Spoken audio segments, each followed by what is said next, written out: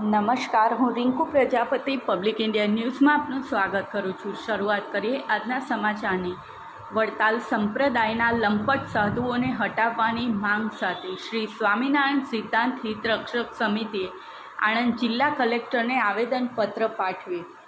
વડતાલ સંપ્રદાયના લંપટ સાધુઓને હટાવવામાં આવે અને જે હરિભક્તો પર ખોટી ફરિયાદ કરવામાં આવી છે તે પરત ખેંચવામાં આવે તેવી માંગ સાથે વડતાલના મૂળ શ્રી સ્વામિનારાયણ સંપ્રદાયના આશ્રિત હરિભક્તો તથા અન્ય સંપ્રદાયના ભક્તોએ આજરોજ આણંદ જિલ્લા કલેક્ટરને આવેદનપત્ર પાઠવ્યું હતું। આ પ્રસંગે મોટી સંખ્યામાં એકત્રિત થયેલા હરિભક્તોએ લંપટ સાધુને ભગાવો, સંપ્રદાય બચાવોના નારા લગાવ્યા હતા તેમજ કલેક્ટર કચેરીના પ્રવેશદ્વારે બેસીને સ્વામિનારાયણ ધૂન બોલાવી હતી। શ્રી સ્વામિનારાયણ સિદ્ધાંત હિતરક્ષક સમિતિ દ્વારા આપવામાં આવેલ આ આવેદનપત્રમાં જણાવ્યું છે કે શ્રી સ્વામિનારાયણ સંપ્રદાય એ સનાતન વૈદિક સંપ્રદાય છે જેનું પોતાનું બંધારણ છે અને તે બંધારણ અનુસાર વર્તવા સંપ્રદાયના એટલે કે ત્યાગી સાધુઓ, પાર્ષદો, ગૃહસ્થ હરિભક્તો, ભાઈઓ બહેનો તમામ બંધાયેલ છે। વિશ્વના ફલક પર શ્રી સ્વામિનારાયણ ભગવાનના આશ્રિતો દ્વારા વિવિધ ધાર્મિક સામાજિક પ્રવૃત્તિઓ થાય છે।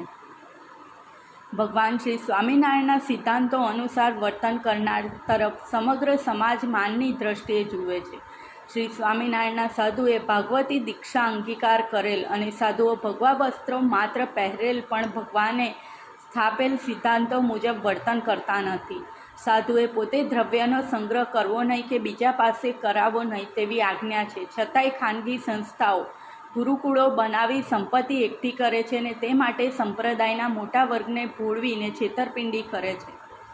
સ્ત્રી સાથે બોલવું નહીં, સ્ત્રીનું મુખ જોવું નહીં, સ્ત્રીના વસ્ત્રને અડવું નહીં તેવી આજ્ઞા હોવા છતાંય સ્ત્રીઓ સાથે નજીકના સંબંધો બાંધી દુષ્કૃત્ય આચરે છે અને બળાત્કાર કરે છે અને ભગવા વસ્ત્રની આડમાં અસામાજિક ચારિત્ર્યહીન પ્રવૃત્તિ કરે છે। કાયદા મુજબ સગીર વ્યક્તિ જે પોતે કરાર કરવા માટે સમજ ધરાવતા નથી તેને દીક્ષા આપીને કેવી રીતે સાધુ કરાય? છતાંય પોતાના હવસ સંતોષવા, કામ વાસનાને ઠારવા નિર્દોષ સગીર બાળકોને શિક્ષણના કહેવાતા હેતુ માટે ગુરુકુળોમાં લલચાવી લાવી સૃષ્ટિ વિરુદ્ધનું કૃત્ય કરે છે। શિક્ષણ સંસ્થાઓ અને ગુરુકુળો શિક્ષણના બદલે હવસ સંતોષવાના કેન્દ્રો બની ગયા છે। દેશને ચલાવવા પણ એક બંધારણ છે, તેના વિરુદ્ધ દેશનો કોઈ નાગરિક વર્તન કરી શકતો નથી, છતાંય કરે તો સજા ભોગવવી પડે। ધર્મના બંધારણમાં દખલ કરવાનો કોઈને અધિકાર નથી, છતાંય તેમ દખલ કરી કાયદાનો આશ્રય લઈ સમાજમાં ગુનાહિત કૃત્યો કરે છે તો પણ કાયદેસરની કાર્યવાહીથી કોઈપણ કારણસર અલગ રહે છે। અગર વગ કે પૈસા કે દબાણ કે સાધુના ભગવાનો ઉપયોગ કરી છટકી જાય છે। બની બેઠેલા ધર્મના કહેવાતા વડા પણ સંપ્રદાયના આવા સાધુઓની કરતૂતો જાણવા છતાંય તેઓને સંપ્રદાયમાંથી હાંકી કાઢવાને બદલે છાવરે છે એ શું ધર્મનું રક્ષણ કરશે? આ કૃત્યોથી તમામ સનાતન ધર્મને લાંછન લાગે છે। સમાજમાં ધાર્મિક લાગણી ધરાવનારી લાગણી દુભાય છે।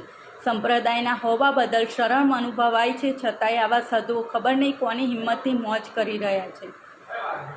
ભૂખ્યાજનોને જઠરાગ્નિ જાગે ત્યારે ક્રાંતિ સર્જાય છે। આવા દુષ્કૃત્યોથી સમાજની સહનશીલતાની હદ આવી ગઈ છે। હરિભક્તોને રોષ અને લાગણી ક્યાં સુધી સંયમમાં રહે જેથી સનાતન ધર્મને માનતા તમામ જેની લાગણી આવા કૃત્યોથી દુભાય છે તે તમામની માગણી કહે છે કે હવે કાંઈ સારી વ્યવસ્થા ગોઠવાય તેવી કાર્યવાહી તાકીદે થાય તેવી માગણી છે। આ સાથે આજના સમાચારને અહીં સમાપ્ત કરીએ છીએ।